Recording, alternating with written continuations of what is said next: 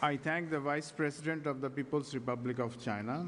I now invite His Excellency Hussein Mohammad Latif, Vice President of the Republic of Maldives, to address the Assembly.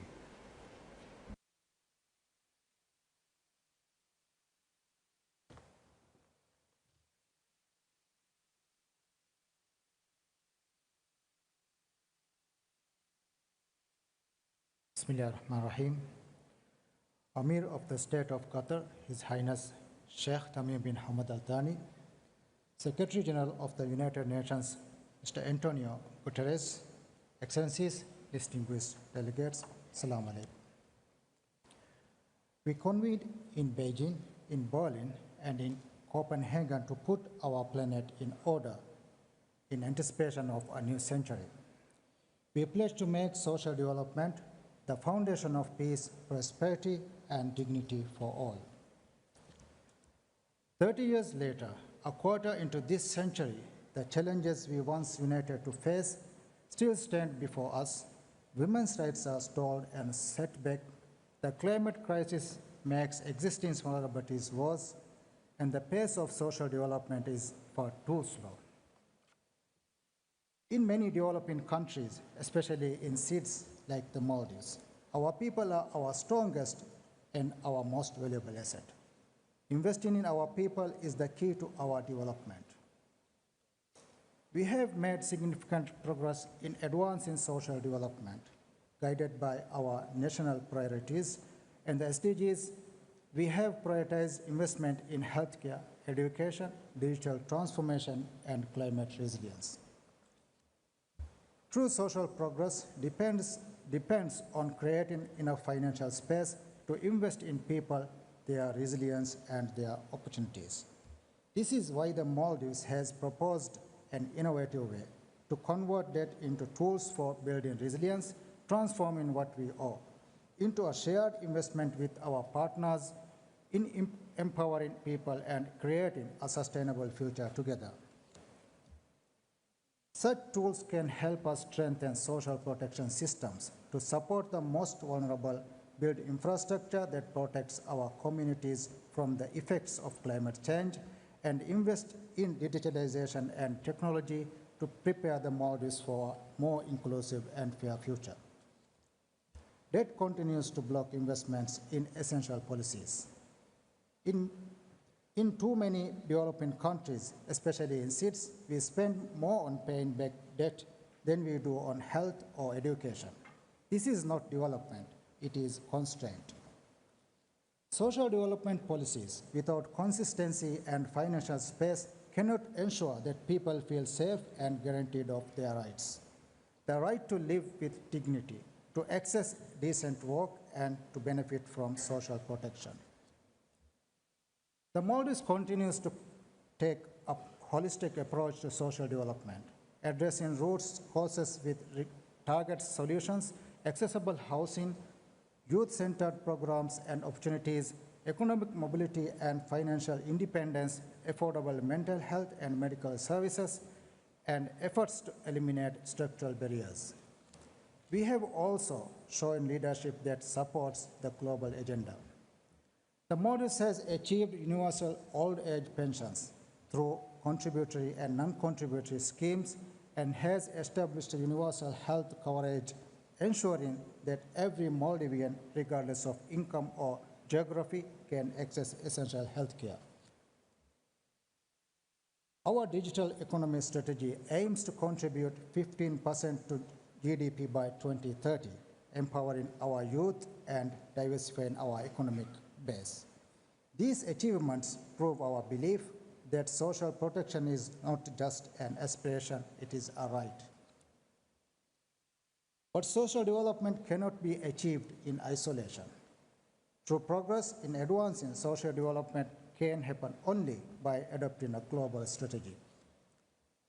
The international system and cooperation must work for everyone, even the smallest nations.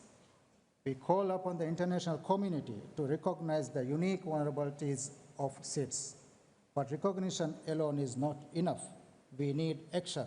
Social progress must also be sustainable. In many developing countries, especially in states like the Maldives, our people's resilience in being tested by heavy debt, the pressures of climate change, and limited resources for social investment.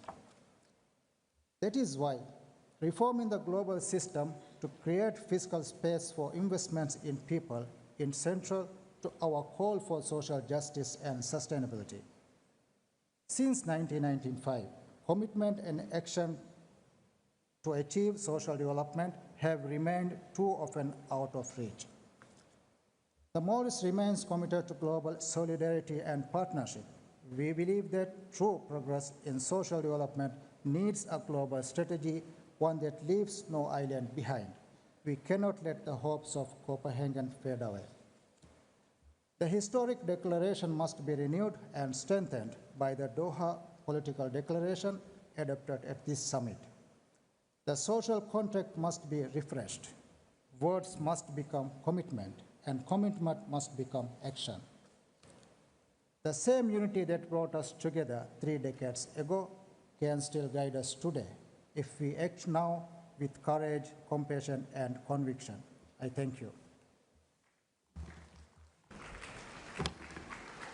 I thank the Vice President of the Republic of Maldives.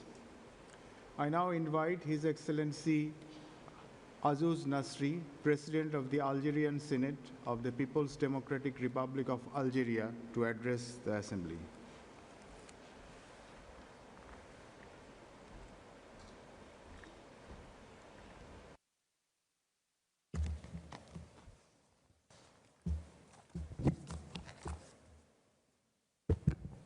بسم الله الرحمن الرحيم، والصلاة والسلام على أشرف المرسلين، السيدة رئيسة المؤتمر، السيد الأمين العام للأمم المتحدة، أصحاب السمو والمعالي والسعادة، السيدات والسادة الحضور الكرام، السلام عليكم ورحمة الله تعالى وبركاته. يشرفني في مستهل هذه المداخلة أن أنقل إليكم تحيات رئيس الجمهورية الجزائرية الديمقراطية الشعبية السيد عبد المجيد تبون، وتمنياته الخالصة بنجاح أشغال هذه القمة العالمية الهامة، والذي كلفني بتمثيله وتبليغ خالص تحياته لأخيه صاحب السمو الشيخ تميم بن حامد الثاني أمير دولة قطر، وإلى السيد أنطونيو غوتيريز الأمين العام للأمم المتحدة.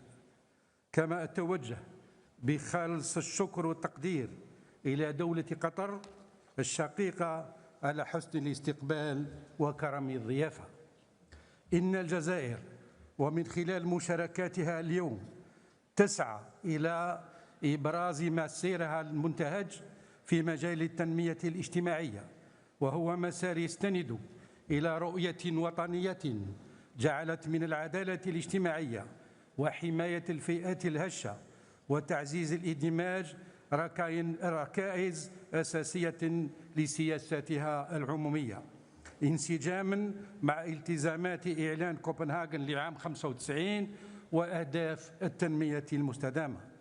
تنعقد هذه القمة في ظرف دولي دقيق يحتم علينا جميعا تعزيز التعاون ورسم السياسات الرامية إلى تكريس العدالة الاجتماعية وصون الكرامة الإنسانية. ومن هذا المنطلق كرس الدستور الجزائري مبدأ المساواة بين الجميع، وضمن إدماج الفئات الهشة وذوي الاحتياجات الخاصة من خلال مؤسسات فاعلة تعنى بالمجتمع المدني وبالشباب وبالجانب الاقتصادي والاجتماعي والبيئي وبحقوق الإنسان. لقد أولت الجزائر اهتماما خاصا بتحسين المعيشة ومحاربة الفقر وتعزيز القدرة الشرائية، فرفعت الأجر الوطني الأدنى وأسست منحة البطالة لفائدة الشباب طالبي العمل لأول مرة، وراجعت الأجور والمعاشات وأعفت الداخل المنخفض من الضرائب، كما وسعت منحة التضامن لتشمل الفئات الهشة وذوي الإعاقة، كما وفرت لكبار السن مجانية العلاج والنقل، وخصصت يوما وطنيا لتكريمهم في 27 أبريل من كل سنة. وسعيا لتحقيق التغطية الاجتماعية الشاملة، عممت الجزائر الحماية الصحية لتشمل الطلبة والعاطلين عن العمل والمصابين بالأمراض المزمنة، مع ضمان مجانية العلاج في المؤسسات الاستشفائية العمومية وتكفل الضمان الاجتماعي بنفقات العلاج في القطاع الاستشفائي الخاص. كما أطلقت الجزائر سنة 2020 خطة تنموية لمناطق الظل ترمي إلى فك العزلة وتحقيق العدالة الاجتماعية عبر تحسين الخدمات الأساسية، إلى جانب برامج واسعة في مجال السكن الاجتماعي والريفي والقضاء على أكثر من 45,000 سكن هش. أما في مجال تمكين المرأة وحماية حقوقها، فقد تبنت الجزائر إصلاحات شاملة ضمنت المساواة في الأجور والفرص والمشاركة السياسية، وكرست مبدأ المساواة في منح الجنسية، ومددت عطلة الأمومة إلى 150 يوما، واستحدثت صندوق النفقة للنساء المطلقات الحاضنات لأطفال القصر، ومكنت المرأة من بلوغ مواقع المسؤولية والمشاركة النقابية، فضلا عن تمكين اقتصاد من خلال أجهزة تمويل متعددة.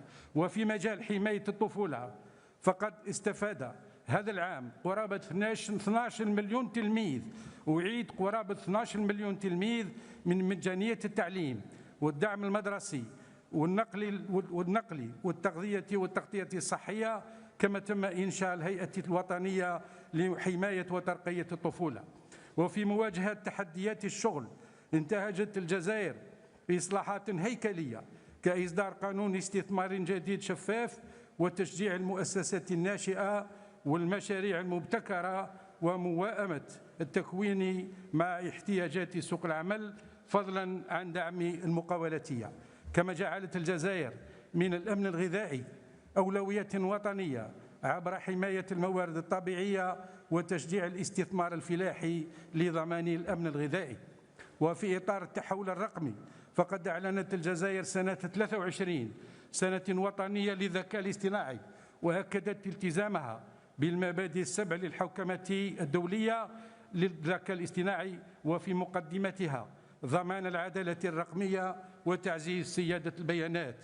السيدات والسادة الحضور، إن الجزائر وهي تؤكد تمسكها بقيم السلم والتعايش واحترام القانون الدولي، تجدد دعمها لحق الشعوب في تقرير مصيرها باعتباره ركناً أساسياً من أركان العدالة وحقوق الإنسان. وفي الختام، ستواصل بلاد الجزائر أداء دورها كشريك فعال ومسؤول في الجهود الدولية الرامية إلى تحقيق التنمية المستدامة وبناء عالم أكبر عدلاً وتضامناً وإنسانية في إطار احترام السيادة الوطنية وتعزيز التعاون الدولي القائم على الاحترام المتبادل. أشكركم على كرم الإصغاء، والسلام عليكم ورحمة الله تعالى وبركاته. I thank the President of the Algerian Senate of the People's Democratic Republic of Algeria. Distinguished delegates, we have heard the last speaker for this meeting. The summit will continue this afternoon at 3 p.m. in this hall. The meeting is adjourned.